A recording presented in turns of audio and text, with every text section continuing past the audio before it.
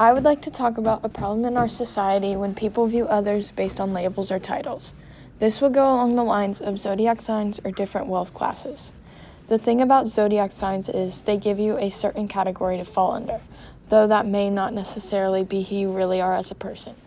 I conducted a small research on society standards about different wealth classes. I found that there are 5 different classes. They make up of the upper class, which are the elite, the upper middle class, the lower middle class, working class, and the poor. And by hearing these words, this definitely sounds like labels to me. Labels can have a big impact on your life. They can determine what kind of job you end up with, what school you go to, or most importantly, how people think of you.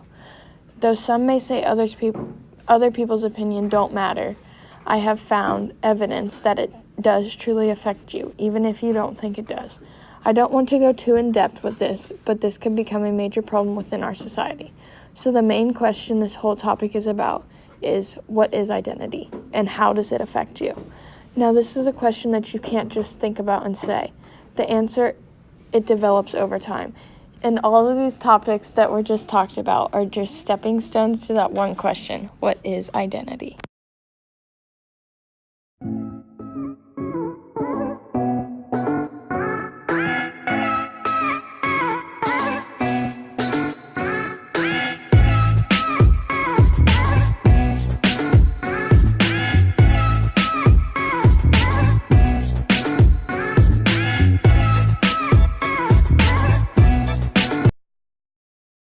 The first topic we will be talking about is where people live. Where you live can shape your identity. This can depend on the city you live in for a certain state. Maybe this city has some houses on the expensive side, or this city might be more affordable and valued at a good price. This city can also be commonly named and heard of a lot, or this city can be famously known for celebrities living there. For example, if you live in California, people might assume you have some wealth in your hands. A couple cities in California that is expensive is Santa Cruz, Santa Barbara, and Rolling Hills Estates. But there are also cities in California that have a good cheap price. A couple cities are Oxnard, Vacaville, and Simi Valley. Another example is if you live in a different state with different features or a different culture. If you live in Texas, you probably have a strong accent and enjoy having food like a bagel steak with a corn dog and a sides of chips and salsa and a drink of Dr. Pepper. But that doesn't mean people in Texas like those foods. There are other people who like those foods too. There might be someone from Utah that likes those foods. There might be somebody from Ohio that likes those foods too. Also, if you live in California, you might love music festivals and a nice summer sun mostly all year round. But then you might not. You might hate the summer sun and all the loud noises from music festivals. There are other people out there in the world that love music festivals and the summer sun. To sum this all up, just because you live in a certain place doesn't mean that's what you like. This also means that not all stereotypes are true.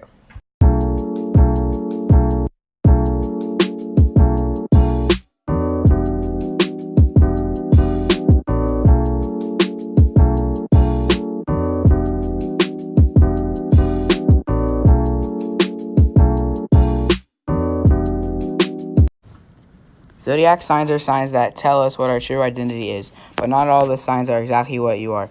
Like mine and Megan's is Sagittarius, and it means that you are adventurous and love to try new things. This zodiac sign kind of fits us. By the information that I got in my tiny URL, I asked people to see if their zodiac sign fits their identity. 37% of people believe their zodiac sign fits them. 31% of people believe that their zodiac sign is neutral, like it kind of fits them.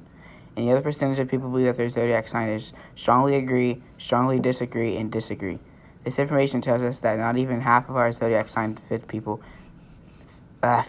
true identity, but zodiac signs are not the only thing we can shape our true identity. There are other things such as race, geography, clothing, but I'm going to take it over to Jason so he can talk about race.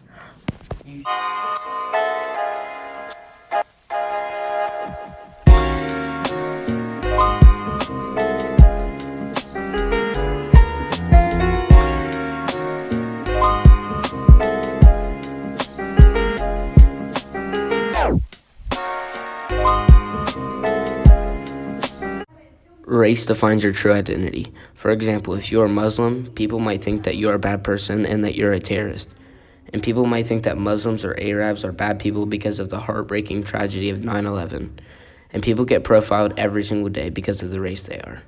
For example, if you're African American, people might profile you as a thief or a criminal because of the history of African Americans stealing in convenience stores and gas stations. And Asian people can get made fun of because of their eyes or their culture. The Asian or Chinese people can get made fun of their culture and religion and beliefs.